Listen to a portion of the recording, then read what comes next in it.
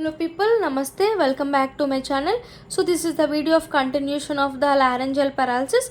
I discussed about the anatomy, all the causes and vocal cord position and all I discussed in previous videos. So I will discuss about the paralysis in this video. See, if they sometimes they will ask write about the recurrent laryngeal nerve of unilateral paralysis or any bilateral. If they ask mainly they will ask about the recurrent laryngeal nerve only in university exams, but sometimes they will ask in bits like about the combined paralysis of unilateral, bilateral, or any superior laryngeal nerve. All these can be, so we can compare all these in a tabular form, so you can remember very easily. First, I discussed in previous videos what is sensory loss and motor loss. Sensory loss is most common in sensory neuron supply by recurrent laryngeal nerve and superior laryngeal nerve branch of internal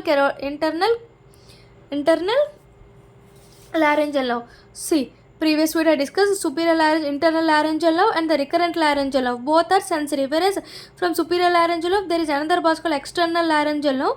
This external laryngeal nerve is in motor supply. So we will discuss about the sensory loss and motor loss. First, unilateral paralysis of recurrent laryngeal nerve. Since this recurrent laryngeal nerve undergoes paralysis unilaterally. Okay, this is the sensory. This is the sensory. See, this is the sensory loss because of ipsilateral anesthesia of larynx below the vocal cords. This supplies the below the vocal cords. If there is anesthesia of one side, leads to sensory loss of the recurrent laryngeal nerve below the vocal cords. If both the sides undergoes paralysis, bilateral anesthesia of larynx below the vocal cords. On two sides undergoes anesthesia. Two sides undergoes anesthesia leads to bilaterally paralysis. Bilateral anesthesia leads to recurrent laryngeal or bilateral palsy. Next, superior laryngeal. After the recurrent laryngeal, superior laryngeal. Superior laryngeal of one side.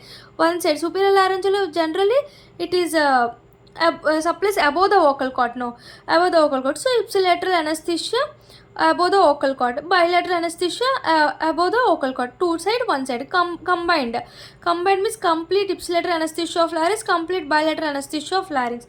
One side of the larynx undergoes anesthesia, complete paralysis. Here both sides in anesthesia, combined bilateral paralysis can be seen. This is the sensory loss. Next, motor loss. Motor loss, ipsilateral paralysis in recurrent unilateral palsy, ipsilateral paralysis of all intrinsic muscles except cricothyroid. See, this recurrent laryngeal nerve supplies all the muscles except cricothyroid.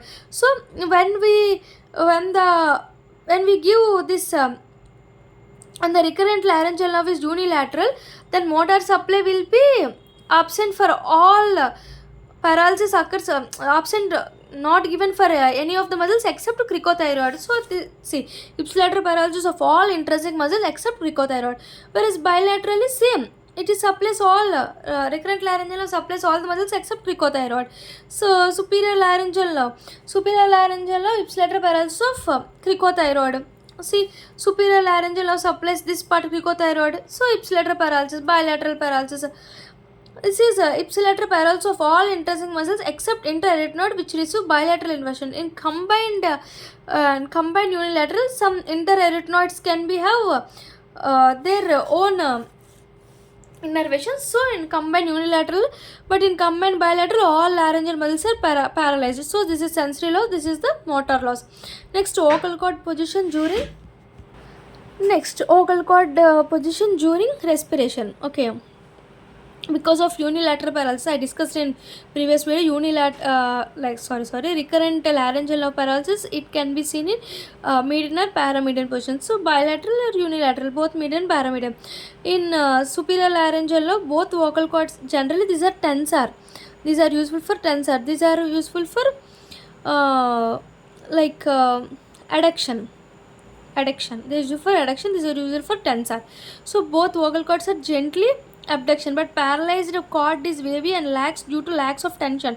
Tension is not present because of superior laryngeal nerve palsy. If bilateral means both vocal cords are gently abduction and floppy. abduction and floppy.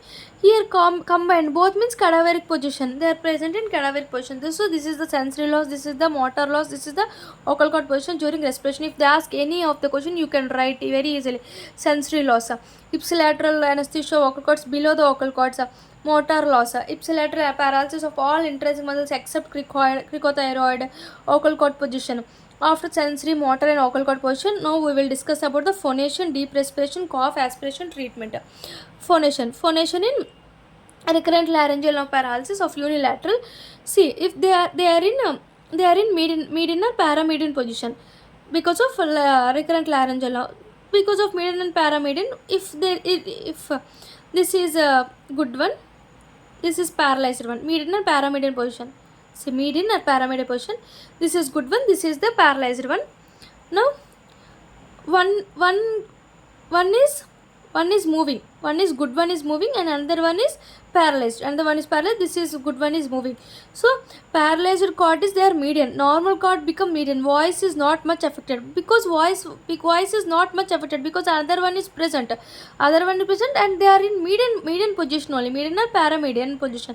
So they can abduct, adductor. So if the both are paralyzed, for recurrent laryngeal both are paralyzed, but they are in median position only, so voice is not affected in this recurrent laryngeal nerve. But if a superior laryngeal paralyzed cord fail to abduct and become tense, here tension is not present. So because of tension, no tension, there is voice is weak, can't be raised. Both cords fail to abduct, so voice is very weak. Here in cadaveric position, they are in adduction position, so they cannot abduct, abduction will not occur. So voice is weak, in both are undergoes paralysis leads to aphonia, no voice production will be occur in this combined paralysis. Next, phonation. After phonation, deep inspiration. Paralyzed cord is in median position, but normal cord is fully adducted. So sufficient airway, no stridor is absorption. In deep inspiration, they are in median position. One is paralyzed, other is normal in position. So other can move like this. So sufficient airway, no stridor is present. No stridor is present, they can move and move away.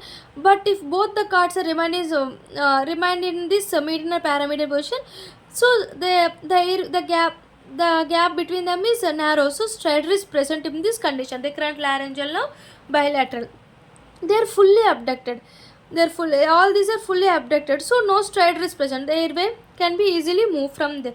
So fully abducted, sufficient airway, cadaveric position, sufficient airway is present. Next, cough is normal.